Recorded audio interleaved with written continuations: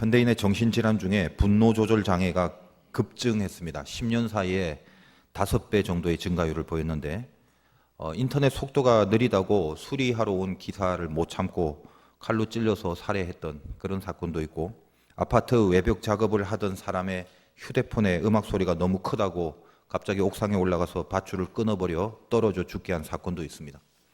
우발적인 범죄 사건의 50% 이상이 분노 조절 장애에서 오는 것입니다. 영적으로 분석해보면 이 분노라는 것은 마귀가 들어오는 가장 빠른 통로가 됩니다. 여러분도 분노해봐서 알겠지만 분노하고 있는 사람한테는 말씀과 기도나 이런 것들이 먹히지가 않습니다. 분노의 동기가 뭡니까? 왜 화가 나죠? 못마땅하다는 거죠. 내가 마땅하다고 생각하고 있는 그것이 마땅히 진행되지 않고 내가 마땅하다고 생각하는 그것에 방해를 받는 세력이나 힘을 느낄 때, 그때 인간은 분노하게 되어 있습니다. 예를 들면 성경에도 사울이 대표적인 예인데, 사울은 평생을 다윗을 죽이려고 다윗에게 분노하고 있었습니다.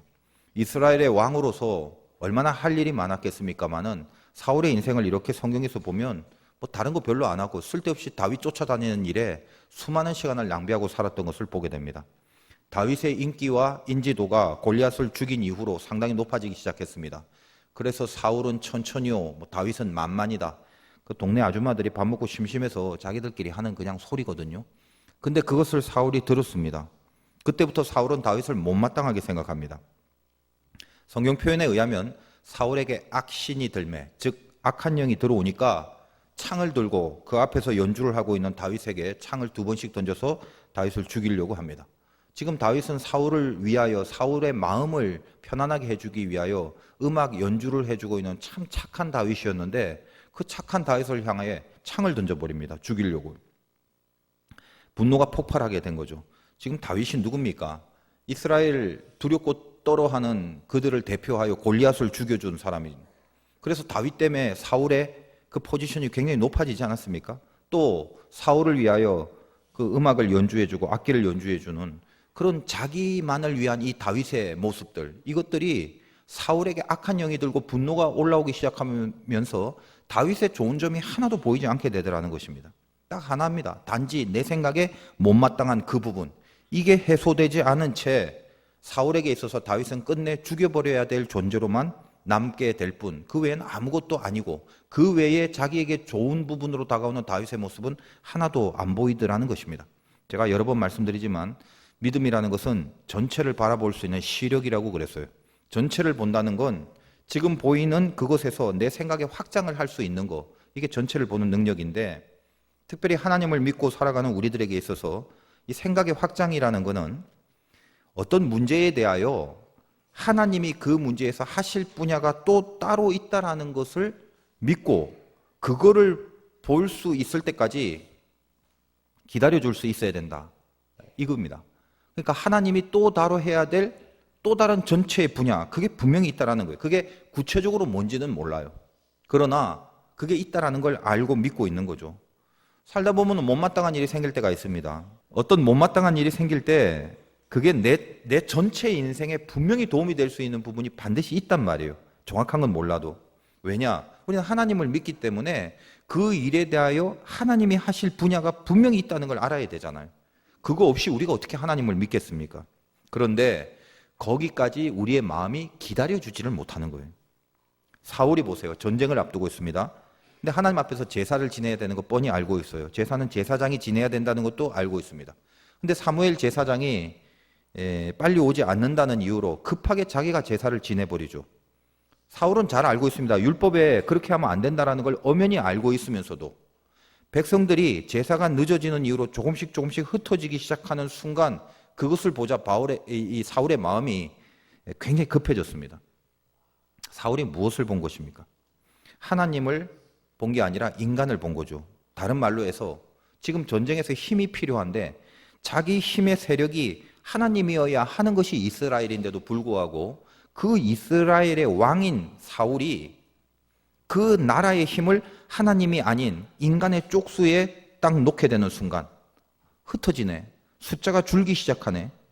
자기에게 당면한 문제를 해결할 수 있는 가장 근본적인 힘의 근원, 이거를 놓쳐버리게 된 것입니다. 그러면 뭐죠? 기다려주지 않습니다. 기다릴 수가 없다는 거예요. 제사를 지낸 직후에 사무엘 제사장이 오게 됩니다. 그리고 하나님은 사울을 책망하고 실은 거기서부터 사울의 영적인 패망이 시작됩니다. 그러므로 우리가 정말 명심해야 될 것이 뭐냐? 이 믿음의 중요한 내용 중에 하나가 기다림이라고 많이 말씀을 드렸죠. 기다림과 인내. 굉장히 중요한 내용입니다. 인내라는 건 얼마나 잘 참냐의 문제가 아니라 얼마나 잘 믿냐 이 문제입니다. 나의 영역 말고 하나님의 영역, 즉 전체를 바라볼 수 있는 그 믿음, 그걸 잘 믿어야 기다림과 인내가 가능한 거예요. 사람이 하나님은 딱 배제하고 나라는 자아만 덩그러니 이렇게 남겨두고 나를 통해서만 모든 일을 맞닥뜨리게 되면, 그러기 시작하면요, 이 세상이라는 건 전신에 못마땅한 거 투성입니다, 사실은. 그러면 분노가 생길 일들만 가득한 게 그게 인생이 돼버리는 거거든요. 그러다 보면 어떻습니까? 세상 사람들도 마찬가지로 아까 말씀드린 것처럼 이 분노 장애가 이토록 급증하는 것은 결국 저 밑바닥에 있는 어떤 영적인 문제에 분명한 결함이 있기 때문에 그렇다라는 거예요. 시대가 굉장히 빨리 흘러가죠. 한국 사회가 특히 더 그렇습니다. 너무 빠른 진행이에요. 경제가 폭발적으로 성장하고 기독교도 마찬가지로 교회도 폭발적으로 성장합니다. 전 세계에 이런 유례가 없을 정도로. 그래서 세계적으로 기독교를 조사하는 많은 신학자들과 연구자들이 한국을 연구해요. 왜? 이런 유례는 없었다는 거예요. 그런데 안타까운 것은 지금 현 시점에서 유례를 찾을 수 없을 정도로 빠르게 교회가 성장을 했는데 이 교회의 폭락하는 속도도 상당히 빨라지고 있습니다. 성장 속도 이상으로 더 빠른 퇴락을 지금 당하고 있다는 거예요. 우리 화두계 성도님들은 아직 이게 이제 체감이 안 되죠. 근데 지금 굉장히 심각합니다. 이 시대로 또 이 모습, 이 시대의 이 모습 그대로라면 앞으로 정말 어려워질 수 있습니다. 자꾸만 빨라지고 있는 세상의 흐름이 우리로 하여금 이 기다림이라는 것 자체를 더 어렵게 만들어가게 할 수도 있는 거죠. 따라잡으려니까 너무 힘든 거예요. 너무 빠르니까. 하나님의 영역이 따로 있음을 좀 알아야 될 건데, 이런 시점에서 우리가 우리의 분노를 다스리고 기다려줄 줄 아는 믿음, 인내할 수 있는 영성들이 필요한 건 사실인데 어떻게 그것이 우리가 가능할 수 있을까? 이 문제입니다. 여러분이 분노를 느끼는 건 아까 말했다시피 그 못마땅이라는 감정 때문인데, 못마땅하게 여기는 그 주체가 누구냐 하면 남이 아니라 나죠. 다른 사람이 못마땅하게 여긴들 내가 화를 낼 이유는 없지 않습니까? 그 못마땅하게 여기는 자아, 이 내 자신이 주체입니다. 그러면 이 문제는 더 깊이 내려가서 내가 누군데, 나라는 존재를 어떻게 인식하고 살아야 되느냐라는 이 부분이 분명하게 다뤄져야 된다는 거예요. 저는 개인적으로 이 고린도 전후서를 다루면서 수십 번 수백 번 이 바울의 메시지를 묵상할 때마다 이 바울의 깊은 내면의 그 기다림과 인내와 참음, 그리고 자기 분노를 제어하는 이 강력한 영성, 이걸 저는 절절히 느낍니다. 지금 이 고린도 후서라는 성경의 전반에 깔린 이 바울 사도의 영성도 그거죠. 고린도 교회가 어떤 교회입니까? 자기가 피땀 흘려 세운 교회죠. 예수의 복음에 그 모든 가치를 걸고 인생의 유대의 모든 종교를 다 버리고 하나님의 사도가 돼서 정말 목숨 걸어 세운 교회고 교인입니다. 그런데 거기서 어떤 현상이 나오죠? 자기를 반대합니다. 진리에 어긋나는, 그리고 사랑이 없는 모습으로 파당을 만들고 당파를 짓고, 더군다나 거짓된 교사들의 잘못된 이단의 신학들이 들어와서 세상의 힘과 권세에 빌붙어서 사도 바울에게조차도 추천서 내놓으라고, 종교 지도자들의 어떤 그 무슨 권위가 있는 그런 증명서를 내놓으라고, 바울의 사도직조차도 주께서 직접 주신 사도직인데도 불구하고 세상 기준으로 평가하는 그 교회에 만연한 거짓 교사들과 유대주의자들, 그런 바울의 안티들이 생겨나면서 너무나 괴로운 것은 이 바울 자신을 평가절하하는 문제에서 끝나는 게 아니라 바울이 전한 복음마저도 왜곡하는 그런 마귀의 전략에 다 넘어가 버리는 모습을 볼 때 인간적인 바울의 속마음에 이제 분노가 일어나지 않겠는가? 저는 이런 생각을 이 고린도를 다루면서 늘 느낍니다. 그래서 저번 시간에는 어땠습니까? 바울은 자기가 낙심이 될 때 이 낙심을 이기는 영적 근거를 나를 불쌍히 여기시는 하나님의 그 긍휼을 덧입는 그 은혜 속에서 늘 낙심을 이긴다라고 말씀을 드렸죠. 오늘은 이 바울 자신뿐만 아니라 우리 모두에게, 즉 하나님의 자녀들이라면 자기를 어떻게 인식해야 되는지, 자기 정체성에 대한 개념을 분명히 함으로써 나에게 올라오는 분노를 어떻게 다스리고, 또 신자들이라면 반드시 이렇게 살아야 된다는 그 인생관의 핵심이 뭔지, 이것을 바울이 오늘 설명하고 있는데 본문 7절이 이렇게 시작하지 않습니까? 우리가 이 보배를 질그릇에 가졌으니 내가 아니라 우리가 이렇게 나갑니다. 다시 말해서 지금 이 메시지는 바울 자신에게 적용되는 게 아니라 우리 안에 있는 모든 교인들이 뭐라고요? 질그릇에 담긴 보배라는 말이에요. 여러분 한 주 동안 내가 누구냐를 생각할 때 그리고 어떤 문제와 맞닥뜨릴 때 이거 퍼뜩 좀 생각해냈으면 좋겠어요. 내가 누구냐? 보배를 담고 있는 질그릇이다. 이거요. 보배를 담고 있는 질그릇이다. 이 깊은 이중성을 오늘 좀 이해를 하고 갔으면 좋겠어요. 여러분이 예수를 믿는 순간 여기 핵심인데 자기가 누구냐라고 할 때 질그릇입니다. 질그릇은 진흙으로 만든 그릇이에요. 근데 그냥 질그릇이 있는 게 아니라 그 안에 보배가 있습니다. 내가 누구냐? 이 보배를 담고 있는 질그릇이다. 이렇게 파악하면서 살 수 있어야 된다는 것입니다. 보배가 있으려면 엄청나게 큰 다이아몬드 그릇 정도는 돼야 되는데 성경은 우리를 질그릇이라고 합니다. 굉장히 깨지기 쉽죠. 그리고 별로 그렇게 가치도 없습니다. 던지면 망그러져 버리고 툭 치면 금 가고 그런 거예요. 기독교만이 갖고 있는, 즉 하나님만이 우리들에게 주는 깊은 메시지, 진리가 그거예요. 다른 종교와 다른 겁니다. 사신 우상들의 종교는 목표가 뭐냐? 그릇 자체를 바꾸는 거죠. 금으로 도금하고 은으로 도금해서 내가 비록 질그릇 같아도 어떻게든지 간에 내가 추종하는 그 신이 이 그릇을 금으로 만들어주나 은으로 만들어주나 여기에 초미의 관심을 갖고 있는 거, 이게 사신 우상입니다. 여러분 혹시 하나님 믿으면서 혹시 이 착각을 하고 사시면 안 돼요. 성경도 그 내용과 교훈이 있지 않습니까? 금송아지를 만들었어요. 그것을 신이라고 하자. 중요한 게 무엇입니까? 여러분이 어떻게 해서라도 질그릇 같은 존재인데도 불구하고 금으로 도금을 하고 뭐 은으로 만들어주고 뭐 어떻게 하고 하다못해 대리석으로라도 이렇게 그릇이 만들어졌다고 칩시다. 그러나 결론은 뭐다? 세상에 사신 우상들이 아무리 그들이 바라는 신들에게 바라고 소원을 빌고 이래서 뭐 금그릇이 되고 은그릇이 됐다고 칩시다. 그때 그 그릇의 결론이 뭐예요? 그래봤자 안에는 텅 빈 그릇이라는 거예요. 기독교가 말하는 신자의 정체, 이건 차원이 다릅니다. 빈 그릇이 아니에요. 얼핏 보면 깨지기 쉬운 약한 질그릇이지만 안에 보배로 채워진 그릇이라는 것입니다. 싸움이 어디에 있는 거예요? 뭐가 담겨져 있는가? 오늘 말씀 제목. 여러분 인생에 뭐가 담겨져 있습니까? 그게 중요한 거죠. 그게 핵심이라는 거예요. 어떤 진흙으로 만든 그릇이 1,000원짜리라고 칩시다. 그 1,000원짜리 질그릇에 다이아몬드가 들어있다.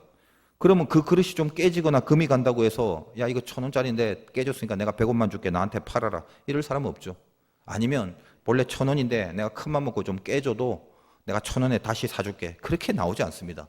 왜냐? 다이아몬드가 담기는 순간 그 그릇의 가치는 그릇 자체가 아니라 무엇이 담겨져 있느냐라는 것이기 때문에 그 보석이 담겨진 그 자체로의 그릇이죠. 이것은 차원이 다른 개념입니다. 여러분 안에 주님이 보석같이 있을 때, 다시 7절 읽겠습니다.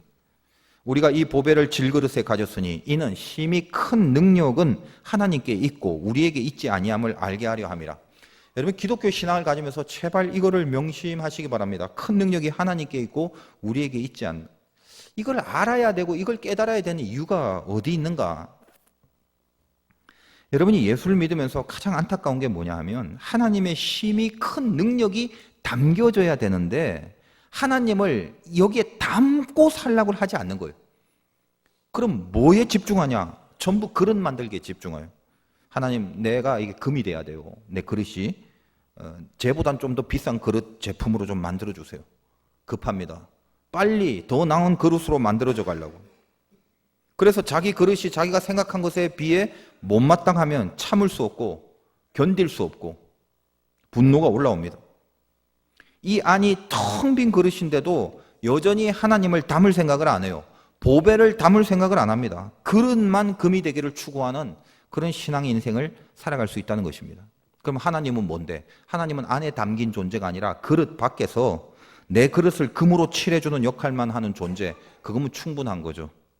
지금 제가 말씀드린 이 이야기를 여러분의 신앙의 구체적인 삶 속에 적용시킬 수 있는 지혜와 능력이 있으셔야 돼요.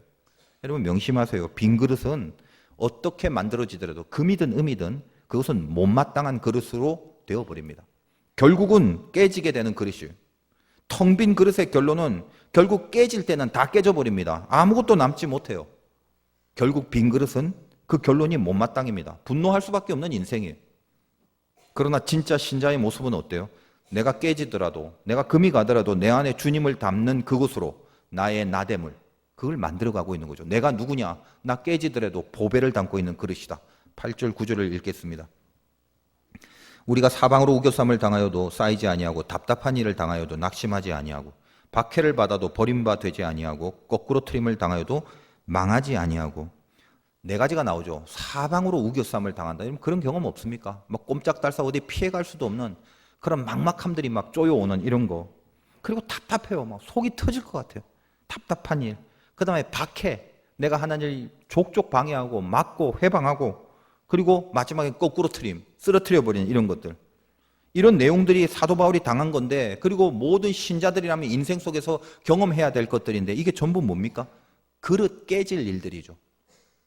특히 약한 질그릇 같은 우리가 이런 것들을 당하면 그게 깨지고 금이 간다는 것입니다.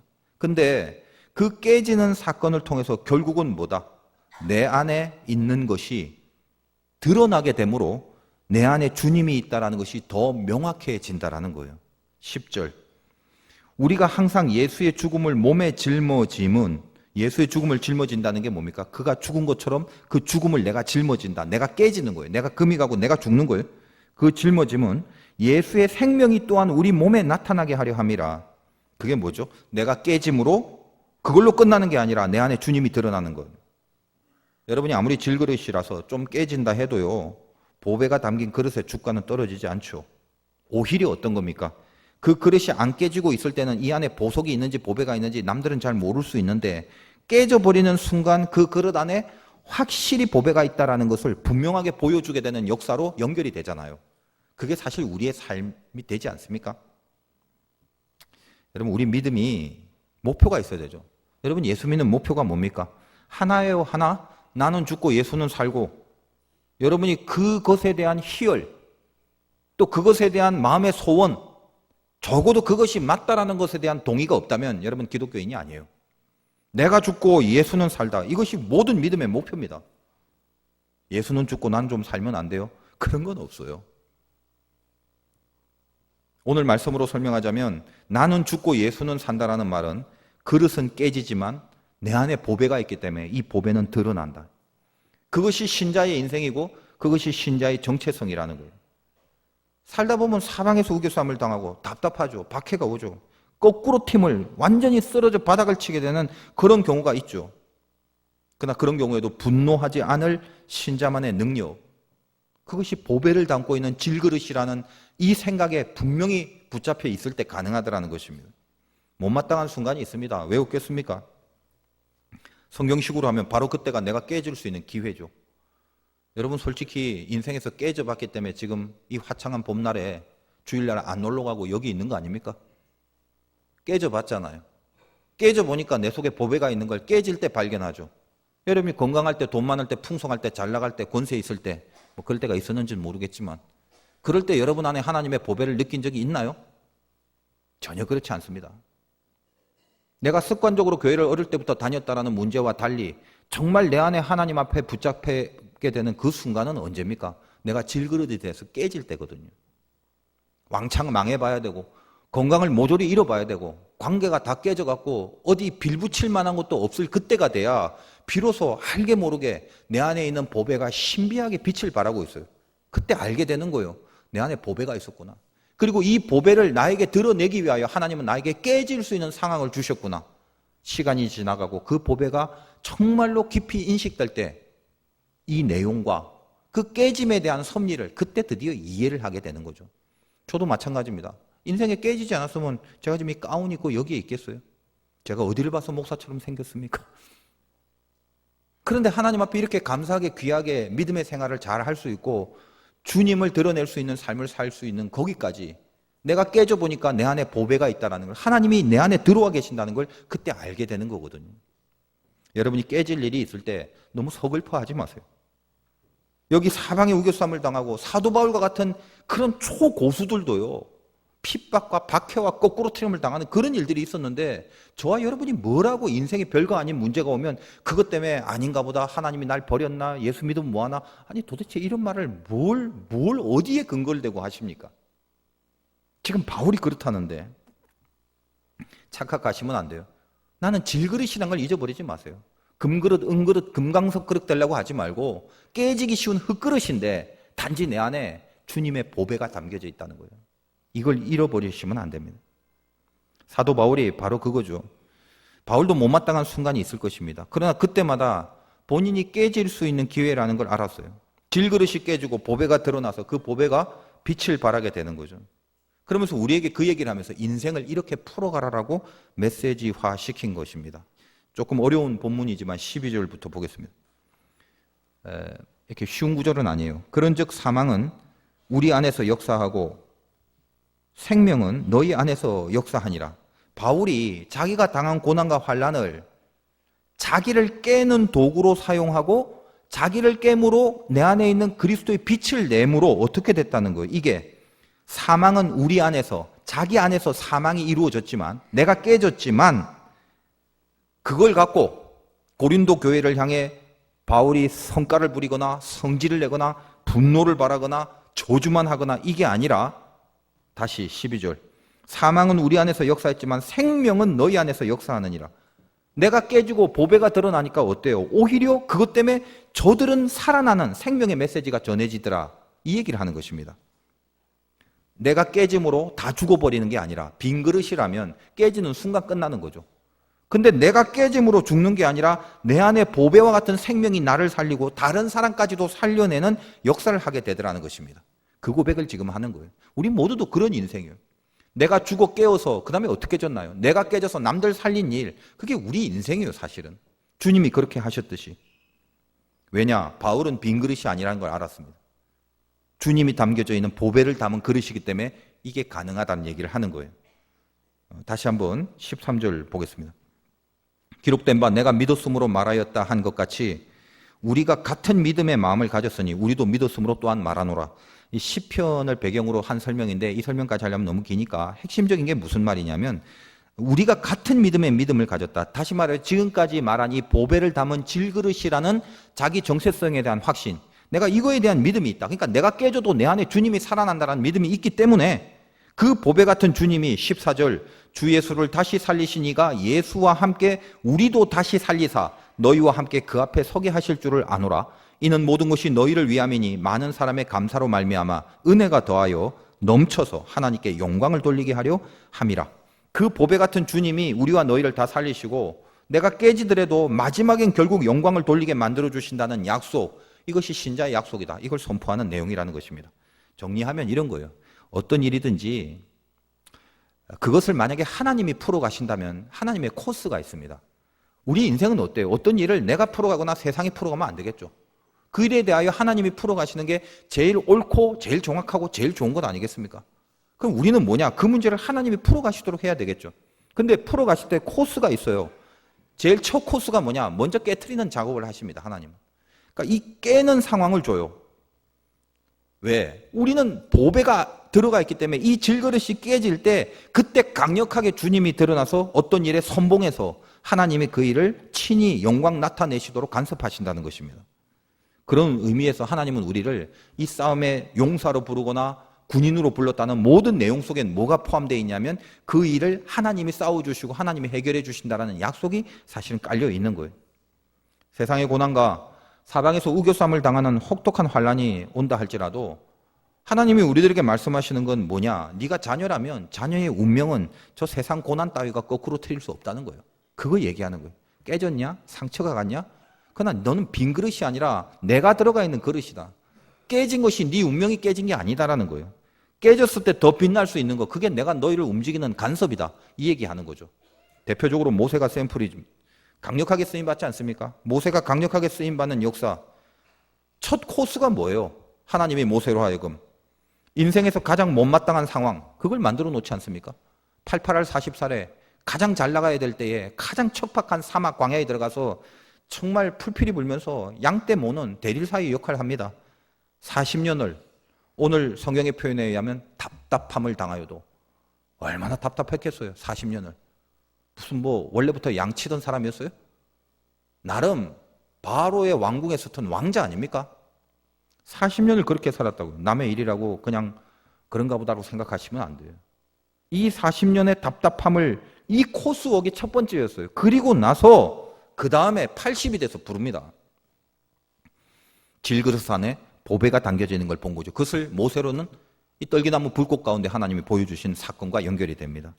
그리고 나니까 어때요? 그 아무것도 아닌 모세가 들고 있는 지팡이, 마치 그 지팡이는 모세 자신을 상징하는 양, 그냥 부러뜨리면 부러질 수밖에 없는 아무 능력도 없는 나무 지팡이지만 결국 어때요? 답답하게 만드신 이후에 그리고 그 지팡이를 들어 바다를 가르게 하십니다. 모세는 하나님 앞에 이렇게 귀한 보배가 드러날 때까지 그의 젊음이 깨졌죠. 그의 물질이 깨졌죠. 그의 권세가 깨졌고 그의 포지션이 깨집니다. 여러분, 인생에 깨트림을 당할 땐요, 자리부터 바뀌어요. 그거 아세요? 내가 지키려고 아둥바둥했던 그 자리가 다 떨어져 나가게 돼 있다고요. 그게 깨트림의 첫 번째 과정이에요. 그리고 나서 어때요? 그걸 깨트리고 바다를 가르게 하십니다. 능력은 그릇에 있는 게 아니라 이 그릇 안에 담겨져 있는 거죠. 마찬가지로 하나님이 우리를 용사로 불림받고 군인으로 불림받고, 그거 어때요? 용사는 세상 용사와 다릅니다. 하나님의 강한 용사는 어떤 겁니까? 자기 힘으로 안 싸웁니다. 자기 분노로 안 싸워요. 자기 성질로 안 싸웁니다. 지가 갖고 있는 거로 싸우지 않습니다. 제가 요 며칠 이제 주님이 주시는 감동이 있어서 다음 주에 본격적으로 광고를 하겠습니다만, 5월 7일 주간부터 가정의 달이고 또 날씨도 좋고 또 여러 가지로 교회의 은혜가 있는 한편 지켜야 될 여러 가지 공격과 환난도 있다 보니까 강한 용사라는 그런 제목이 가슴에 와닿아서 5월 7일부터 일주일 동안 특별 새벽 기도를 하려고 합니다. 목회자로서 하나님이 주신 사명이 있기 때문에 목사로서의 마음의 소원이 있어요. 제가 섬기는 교회 성도님들 믿음의 싸움에 승리하는 일들, 그런 간증들, 그런 거 많이 보면 마음이 참 기쁘죠. 근데 괴롭고 쓰릴 때가 있죠. 언제겠어요? 넘어지고 쓰러지는 일이 있을 때, 일어나지 못할 때, 그럴 때, 그러면 막 한켠에 무슨 고름덩어리가 있는 것처럼 굉장히 쓰립니다. 다시 5월을 맞이해서 이 강한 용사의 형성이 뭔지, 그리고 이 강한 용사의 어떤 조건이 뭔지, 이것을 말씀 가운데 다시 붙잡고 용사로서 회복할 수 있는 그런 기회가 되기를 기도하는 마음으로 준비합니다. 많은 참석을 바라고, 여러분, 성경에서 용사하면 척하고 생각나는 게 기드온, 300용사죠. 그 사건을 한번 묵상해 보세요. 여러분 안에 보배가 있는 질그릇, 근데 그걸 용사로 불림받았던 그 장면과 한번 오버랩이 될 수 있을 것입니다.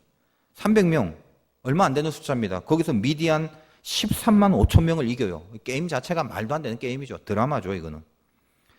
근데 기드온은 용사의 그릇이 아니었습니다. 여러분 사사기를 보면 알다시피 처음 기드온을 찾아간 하나님이 기드온의 모습을 봅니다. 그때 무슨 체력 단련하고 이러고 무슨 푸시업하고 칼창 쓰고 이러지 않았어요.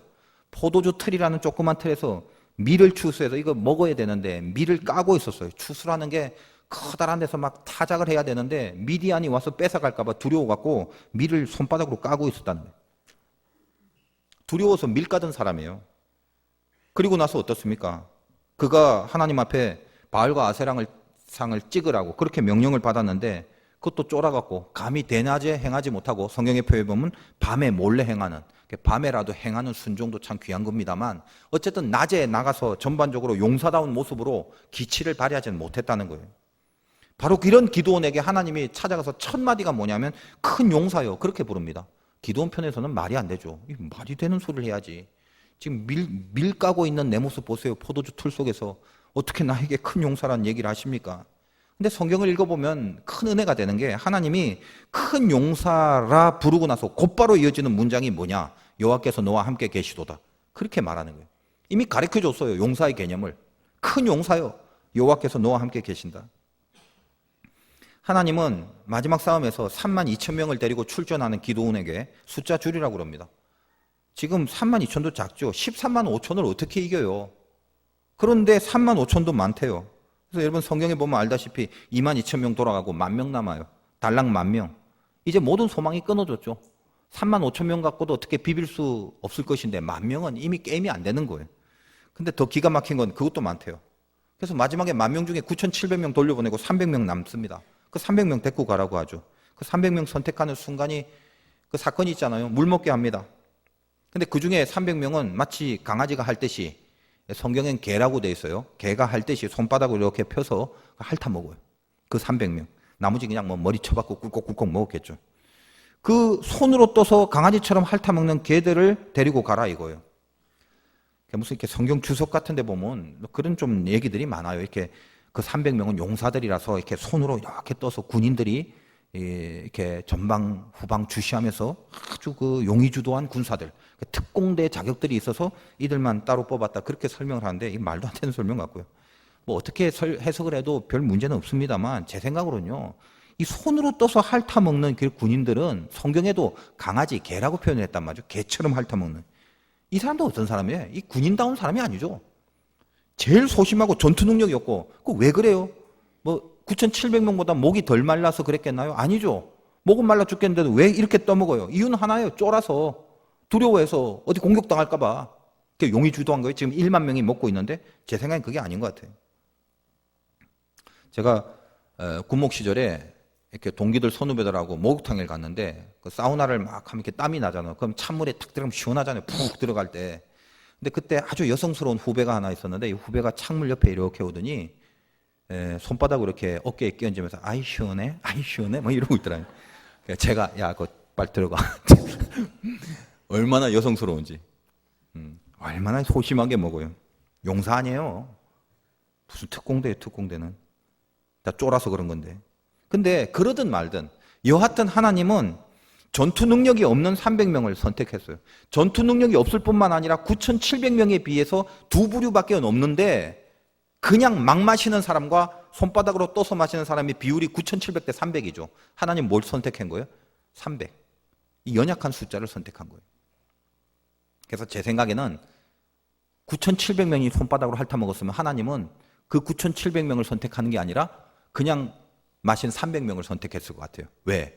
하나님에게 있어서는 이 적은 숫자가 더 하나님의 질그릇을 표현하는 가장 좋은 상징이기 때문에 그렇습니다. 어쨌든 두 가지 내용, 쪽수도 작고 실력도 없고 소심한 전투 능력 없는 얘들 데리고 갑니다. 왜 그렇게 만들까요? 이 싸움에 하나님이 개입하시기 위해서. 그들을 질그릇으로 만들어야 하기 때문에. 그들의 힘과 능력이 아무것도 아니라는 걸 알게 하시려고. 질그릇이 될 때 당신이 그 안에 담겨지십니다. 이제 기드온은 믿을 게 하나도 없어요. 3만 명 이상도 못 믿었고 지금 300명? 말도 안 되는 이 싸움에 군사들 믿을 수 없습니다. 대책이 안 나오죠. 견적이 안 나와요. 다 깨져버렸으니까. 그의 세력을 깨트립니다. 그런데 이 마지막 전투에서 이스라엘 싸움 방법이 얼마나 기가 막힌 메시지인지 칼과 창을 들고 가지 않습니다. 13만이나 넘는 이 미디안 군사를 향해서 무슨 전투를 하려고 하는 게 아니라 그 모습 아시죠? 나팔 불어요. 그리고 갖고 있는 항아리가 있는데 항아리를 깨트려요. 항아리 안에 불이 있는데 항아리를 깨트리고 불을 들어 올립니다. 그것만 했어요. 그게 싸움이에요. 하나님은 그 순간 미디안의 13만 5천을 자기끼리 서로 찔러 죽게 만드시고 커다란 승리를 이스라엘에게 줍니다. 이게 어떤 메시지예요? 여러분, 나팔 하나님의 말씀이죠. 여러분이 어떤 경우를 통해서 말씀이 들릴 때가 있단 말입니다. 근데 그 말씀이 들릴 때 그 말씀에 대한 거룩한 자극이 질그릇 같은 그들의 이 자아의 항아리들이 이게 깨트려지는 거예요. 이 자아가 깨트려지고 이 안에 보배로운 하나님의 불이 되어 등장하시는 거. 그때 하나님이 직접 싸우신다는 거예요. 여러분, 그렇게 살라는 거예요. 그게 하나님이 싸우시는 그렇게 싸우시는 그 군사를 용사라고 부른다는 것입니다. 우리가 무슨 힘이 있습니까? 여러분, 살면서 얼마나 깨져보셨어요? 깨질 때는 두 종류의 신자가 있습니다. 깨지려고 노력하는 신자가 있고 안 깨지려고 기를 쓰는 신자가 있어요. 왜 안 깨지려고 하는 줄 아세요? 강팍해서요? 아니요. 강팍해서가 아니라 그 안에 보배가 없기 때문에 그래요. 안에 예수가 없기 때문에 안 깨지려고 하는 것입니다. 바로가 끝까지 안 깨지는 이유가 뭐예요? 마지막에 손든 것 같지만 이스라엘 군대를 끝까지 군사를 동원해서 쫓아가죠. 끝까지 안 깨지는 거예요. 이유는 하나입니다. 바로 안에는 하나님이 없어요. 내 안에 보배가 없으니까 그릇 깨지면 죽는 줄 안다는 거예요. 빈 그릇이 깨지면 그걸로 끝나버리기 때문에 그렇죠. 그래서 빈 그릇은 소리가 요란해요. 바깥으로 내는 소리가 많아요. 안 깨지려고. 빠둥빠둥. 그러나 담겨져 있는 그릇은 안으로의 소리가 들려요. 여러분이 내 내면의 소리를 못 잡고 내 내면의 소리에 붙들리지 않고 그냥 바깥으로 소리만 많이 내고 돌아다니는 인생인지 아닌지 스스로를 보십시오. 안에 아무것도 없다면 소리만 요란합니다. 내는 소리만 많아요. 그러나 주님이 담긴 소리는 안으로 들리는 소리가 있습니다. 그 소리를 잡으려고 강력한 무게중심을 갖고 있다는 겁니다.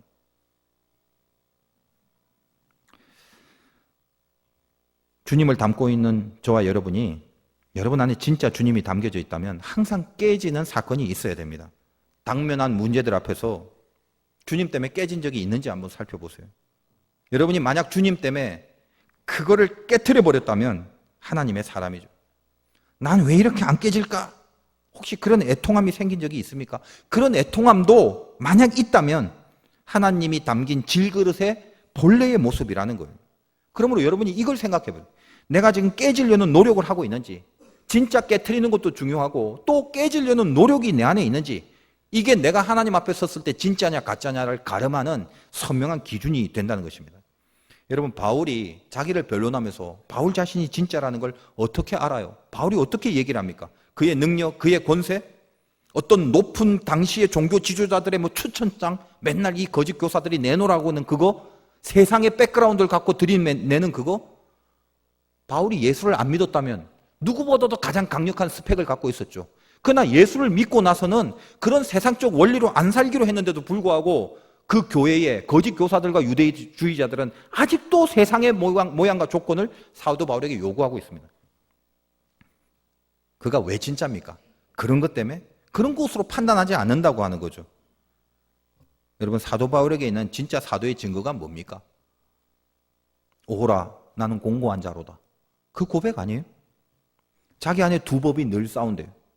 성령의 법과 자아의 법, 자기 자신의 법, 늘 싸웁니다. 그러니까 본인이 가슴이 아프다는 거예요. 여러분, 이런 가슴 아픔이 있어요, 안에서? 성령의 법이 분명히 있는데 이 성령의 법이 나를 이겨낼 수 없을 것 같은 그 두려움이 드는 거예요, 바울이. 그 한심함 때문에 그 초고수인 사도 바울조차도 오호라, 애통하며 내가 공고하다, 가슴을 치는 거예요. 질 것 같다고, 질까봐 두렵다고. 여러분, 그런 싸움이 있습니까? 이게 왜 가능해요? 바울은 자기 자신을 뭘로 보는 겁니까? 질그릇인데 안에 보배가 있죠. 이 두 개의 충돌의 공고함이죠. 말씀드렸지만 빈 그릇은 소리만 요란하다고 했습니다. 내 안에 보배가 있으면 이 보배가 주는 소리가 있어요. 성령의 법이. 그것이 나의 이 깨진 소리와 자꾸 부닥쳐요. 질그릇인데 보배가 있어요. 바울은 그 소리를 매일 듣는 거예요. 내 안에 주님의 소리를. 그래서 그거를 따르려고 매일매일을 분반하고 매일매일을 공고하다라고 고백하면서 자기 자신의 법을 성령의 법으로 깨트리려고, 자아를 깨트리려고 그렇게 살아간다고 얘기를 합니다. 여러분에게 그 노력이 있습니까? 우리도 마찬가지. 우리 진짜 신자라면 우리의 신자된 갈등이 뭐예요? 여러분, 정체가 뭔지 아세요? 저와 여러분이? 우리 신분은 하나님의 자녀예요. 근데 우리 실력은 지옥 돌만이라는 거예요. 이 이중성을 잘 이해해야 돼요. 질그릇 안에 담긴 보배, 이게 우리 실체인데 보배는 뭡니까? 신분이. 하나님이 나에게 주신, 하나님이 친히 십자가의 보혈을 통하여 나에게 주신 하나님의 자녀라는 신분, 확보된 신분이에요. 그러나 질그릇은 뭐예요? 실력입니다. 늘 약해요. 늘 금이 가요. 그래서 그 신분, 보배라는 신분을 잘 담을 수 있는 질그릇에 그 걸맞는 실력을 키우기 위해서 죽을 때까지 훈련과 노력을 해야 되죠. 그러므로 우리의 실력은 확보된 게 아니라, 아직 확보된 게 아니라 유보된 채 있는 겁니다. 확보된 신분과 유보된 실력, 그 사이의 갈등, 이걸 공고함이라고 그래요. 그리고 그 공고함이 결국 어디로 가야 되나요? 이게 중요한 건데, 이 공고함이 어차피 하나님이 나에게 구원 줬다는데, 맨날 기독교는 하나님 은혜라고 하는데 안 그래도 살기 힘들다, 까짓 거 하나님의 은혜로 구원 얻었다는데 내 의지와는 상관없다는데 좋다, 이렇게 은혜를 쉽게 생각해버리고 그냥 나는 교회만 다니고 밥 먹을 때 기도하고 예수 믿는다라는 입으로의 입술의 잠깐의 고백을 통해서 내가 구원받은 백성이고 천국 갈 백성인 양, 그리고 자기 마음대로 자기 편한 대로 살아가면서 그래도 신앙 인생인 양, 마치 하나님이 나에게 허락하신 은혜를 내가 마음대로 사는 것에 대한 위안과 방편 정도로만 삼아버리는 그런 어리석은 인생 살지 말라는 거예요. 정말 안에 보배가 있는 사람은 그런 아니란 생각 하지 않습니다. 절대로 그런 생각, 그거는 안에 보배가 있는 자의 심령이 될 수 없어요. 여러분, 세상은 구원에, 이 기독교의 구원론에 대하여 굉장히 많은 비판과 모순의 이야기를 합니다. 그건 이해해요, 이성적으로는. 근데 여러분 한번 생각해 보세요. 지금 잠깐 상상해 보세요. 여러분 물에 빠졌어요. 수영 못해요. 꼴깍꼴깍 숨이 넘어가서 이제 0.5초 후에 죽습니다. 꼴깍하고 넘어가려고 하는데 누가 나를 확 구원해갖고 살려줬어요. 생각해보라고요. 나 자신이라고. 그래서 인공호흡을 시켜서 드디어 숨을 쉬게 됐어요. 근데 숨 쉬자마자 아니 죄 보래요 죄. 죄는 왜 안 구해줘요? 그리고 죄는 주고 마땅한데 왜 나보다 먼저 구해줘요? 이렇게 말할 사람이 여기 있겠어요? 잘 생각해 보시라고. 성경은 먼저 나가서 일한 사람과 나중에 나와서 일한 사람이 삭이 똑같으니까 먼저 온 사람이 반항을 하죠. 아니 난 아침부터 일했는데 왜 요거하고 쟤하고 똑같아요 이거요. 머리로는 이해가 되죠. 그게 상식적인 거죠. 우리 구원은 상식을 벗어났어요. 여러분 생각해보세요. 방금 살아났어요. 근데 어디다 대고 무슨 비판을 해요?